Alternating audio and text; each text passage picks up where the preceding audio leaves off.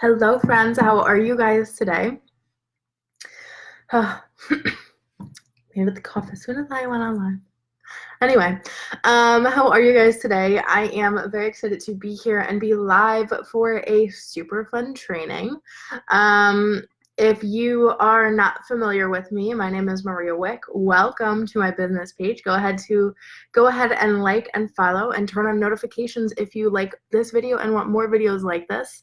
I am an intuitive business coach. I work psychically and strategically to help my clients scale their businesses to multiple 5-figure months, multiple 6-figure years, which is really exciting. And my big goal for 2019 is to help 12 beautiful ladies get to that point. We're in April and I've already achieved a quarter of my goal. So we're working on it. We're getting there. And if you would like to be one of those lucky ladies who joins me, or who works with me in their journey to growing their business to multiple 6-figure years, I left a link above and you can go check that out. So I'm quickly going to open this up on my phone and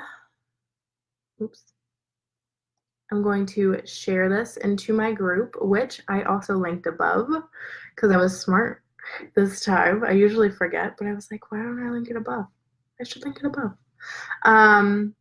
So let's see, here we are, nice and live right here.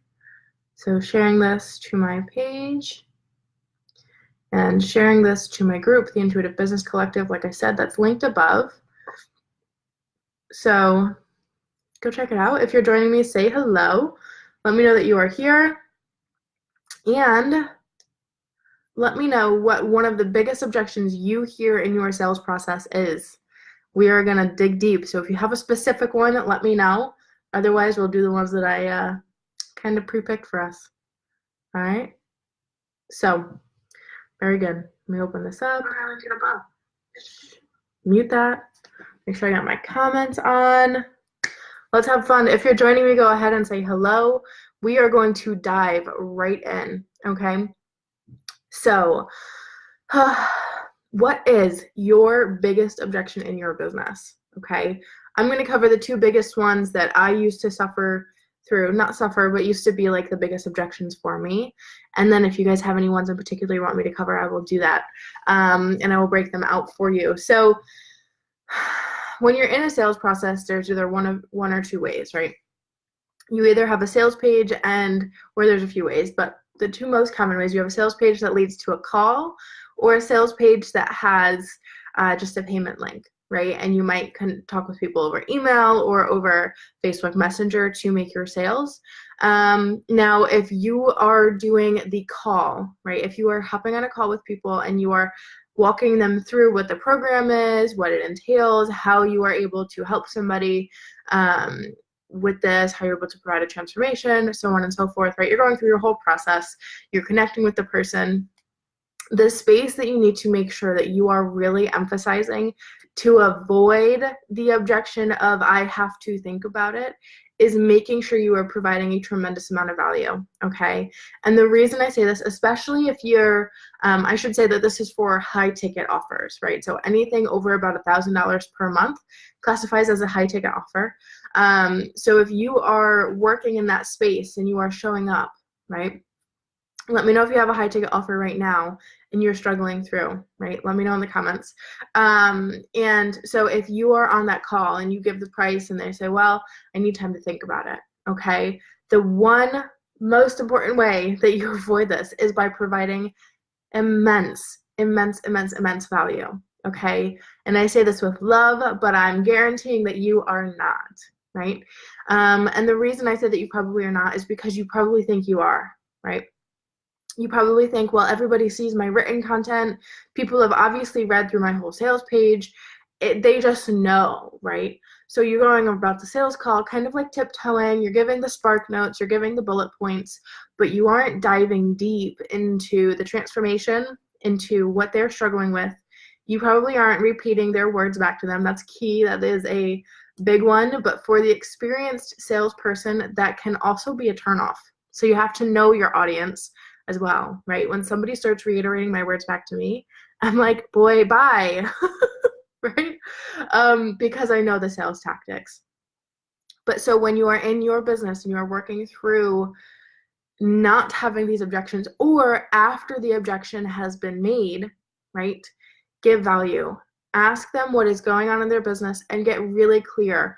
Having them keep elaborating, right? Really get all of the details. So if I'll give an example. If I was on a call and let's say an ideal client for my private program would be a female entrepreneur. I'm on a call. I'm on a live. A female entrepreneur for me. Let me just reply. On a call. But an ideal client for me would be somebody who is, right, if I'm on a call, it would be somebody who is a online service provider, probably female in their late 20s to early 30s, somebody who is struggling to cross that 10K mark, the multiple 5-figure mark in their business, and beyond. They're looking to scale their business. And so if I'm on a call with them, I know a few things. I know that they are tired. They're probably overwhelmed. They are struggling with their sales process. They are working too much and making too little. They are struggling with, their marketing, their branding, their messaging, right? Whatever. So I know this stuff going in. I know that they're looking for the answers. They're looking to step into alignment. They're looking for intuitive support, right? As an intuitive business coach, I know that is probably why someone is getting on a call with me. Now, with that being said, I also know that they are interested in the transformation, okay? That means I need to be able to provide that in an example through that call in a powerful way that they are like, yeah, I get it, right? Oh yeah, Marie, I really get it that time, right? I really understand what you're saying and what you're providing to me, right? And the way I do that is off the bat. I probably should have called this a sales training as well, but off the bat, I will jump straight into their needs, their desires. I will make them feel heard. I will make them feel valued, right? Because you can provide value, but if you don't make them feel valued, especially with a high ticket offer, that person will not want to sign up, right? So, hello, Brie. If you are getting to the point in the call where the person says, okay, what is my investment? Are we able to do payment plan? Can I do partial payments? What is this like for me? Usually the person will kind of feel a little bit awkward, and this is where you need to, number one, hold your ground. And also number two, say it with confidence, say your price with authority, because this is your time, right? So if somebody was on a call with me and they're here for my private support, I would say, yeah, and this program is a 4-month, private program. There's 3 calls per month. There's access to a VIP weekend, anywhere in the country, really beautiful things. You get text message access to me, or through a third-party program, where you can talk to me every single day and we can continue the support and work through everything together. The investment for this, right? So I just summarized everything again to make sure that they understand. And the investment for a program like this would probably cost someone in your situation around blah, blah, blah. Or I would just say the investment for this program is $16K for the 4 months. You can do a down payment and break the remainder payments up to be smaller, or you can do equal payments or pay in full. Those are the 3 payment options if they ask for payment options. If they don't ask for payment options, I just say my program is $16K for the 4 months, right? And we go from there. Now, after you say your price, especially if you are a high ticket coach, right, comes the objections, right? The objections, they always come. So what do you need to do? You need to know how to combat them before you get on the call. You need to look at the person. You need to study their Facebook, study their Instagram, look at what is going on for them, look at how they're showing up, and you need to say, hey, listen, remember you had this struggle, and I saw that you were talking about this online, and I think that this program would really help you. Reiterate it back to them. This would really help you, kind of take that next step into that next space, and really support yourself and support your family, support your child, whatever, right? Support your desires.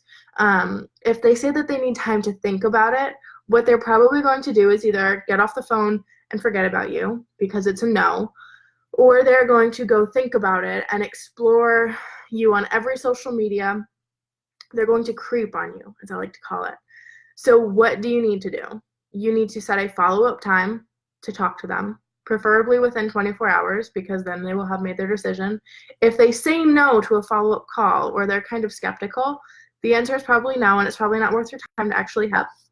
But if they actually say, yeah, let's do it, I need to talk to my husband, I need to talk to my spouse, I need to talk to my partner, whatever, that is when you say, you know what, great, I'm going to send you an email that has all the details. This way you can show them and you can communicate to them how important this is to you, right? Because now they are being the salesperson, okay? So yes, this is another extra step. Yes, this is kind of a hassle for you, but this makes a huge difference, right?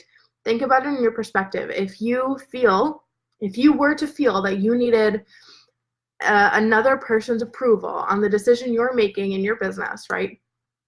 And I get it, financial situations, that's fine.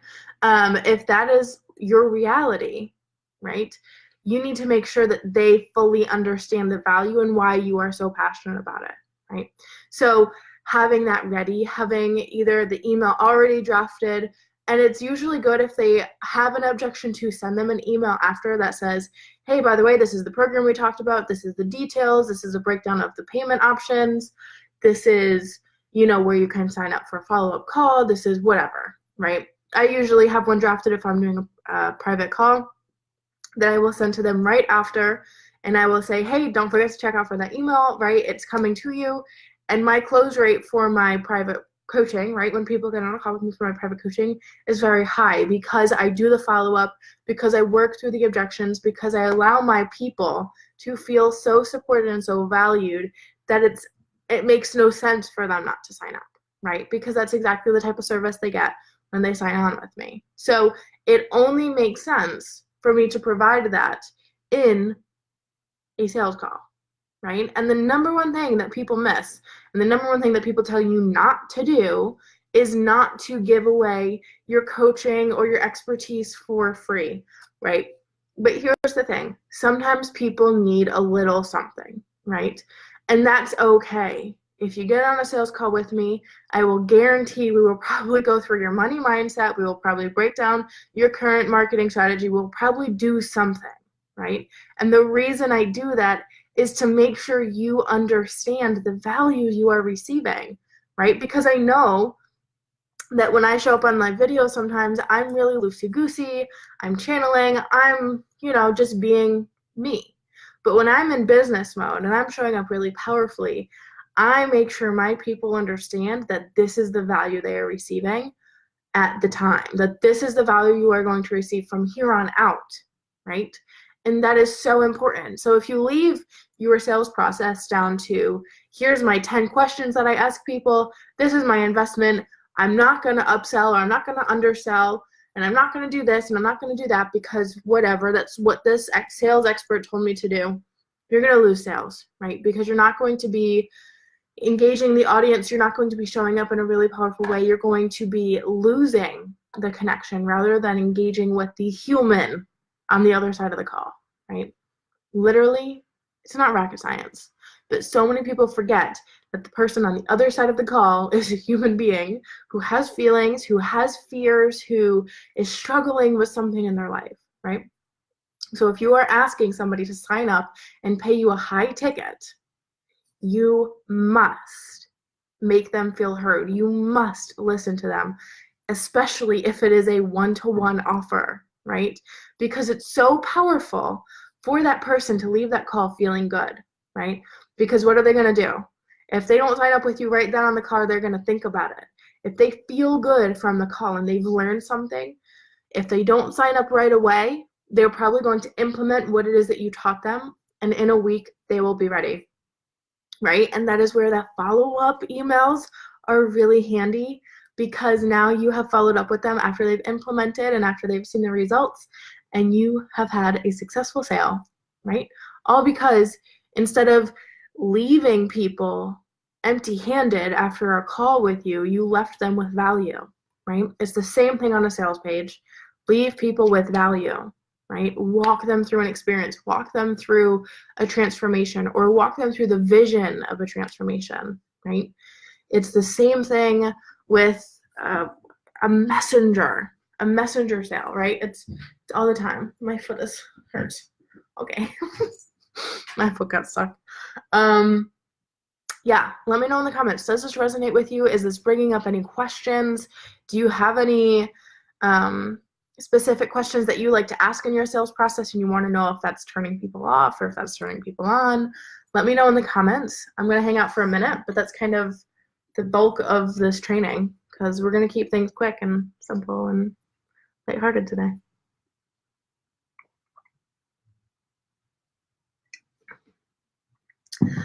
But yeah, I mean, the sales process, you can go online, and if you've never hired a business coach before, you will probably go online and you'll probably search sales tactics, right?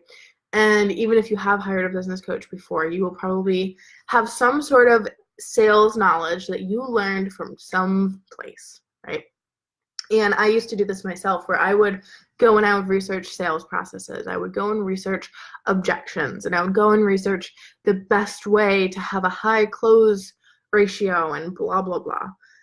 And the one thing that I always would forget to do, and the one thing that made the biggest difference in my business was when I started to provide value, when I started to actually show up for my clients before they were my clients, right? And this does not mean that I show up on a call looking extremely professional or I'm sitting at my desk. No, I take my sales calls from the car. I take my sales calls from in front of my mirror while I'm putting on hair or doing my hair and putting on my makeup. I do my sales call and I do video calls, right? And I make sure that the client knows, right, that, you know, I am me, right? This is what you're going to get, but it's going to be extremely high value, right? And of course, the majority of my time I am still sitting at my desk, but there are those times where I am out and about and I am living my life, but I'm still showing up and I'm still providing epic transformations because that's the way I want to run my business. I want to run my business while driving down to the beach to have some self-care time. I want to run my business while getting ready for a date night, or I want to run my business just by sitting at my desk and hanging out, right? Or by sitting on my deck and hanging out and soaking up the sun, right? That's what I want to do. So if that's what I want to do, why would I not start doing it and getting paid to do it? So when you're doing this kind of calls, you recommend using a little script for yourself. So I used to have like a script. I don't love the script idea, but I do have like a set of questions that like I don't need anymore, but I will give, and I will give this to you, Bree, since you are my client, but I will give to my clients when they're ready for it. And it basically is a rundown of like the types of questions that you should ask, the types of answers you want to kind of get from your clients. And I'm not the type of coach that pushes for the yes questions, but you want to talk in the positive sense. And that's just kind of the set of things that really works well. So the questions that are really powerful are the ones where you get the client to really talk in detail. And then you leave them with a really positive note. And the best question, the best sales tip I ever received was when you get off a call, no matter how the call goes, no matter if you made a sale or not, ask the person if they received value from the call. Ask the person if they learned anything new from the call, because this will reiterate, hopefully, that they enjoyed their call with you, that they enjoyed the time that you shared with them, that they learned something new, and you can ask them especially what they learned. To give an example, especially was not the word I was looking for, but whatever. And that is so powerful, right? So powerful. And yeah, that's it. That's it. There's no script. There's no follow this and you're guaranteed a sale. There's none of that, because at the end of the day, who wants that? Who wants to be a robot? Not me. But yeah, if this has resonated with you guys, drop a comment and let me know. I am going to get going because I do have, what time is it? Yeah, I have another call. So I love you all to the moon and back. And if you guys want to join my free Facebook group, I left the link above. If you want to apply to work with me privately, I also left the link above to that. Because, like I said, I actually don't know if I said it on here, but my goal for 2019 is to serve 12 women in getting to multiple six-figure years. I've already done it for 3 beautiful souls, and I'm ready to do it for the next. So if you are ready for that, send me a DM, book yourself a call, go ahead, and you can do that through the link above, and I'll be more than happy to serve you and to guide you on your journey. Okay? I love you all to the moon and back. Bye, guys.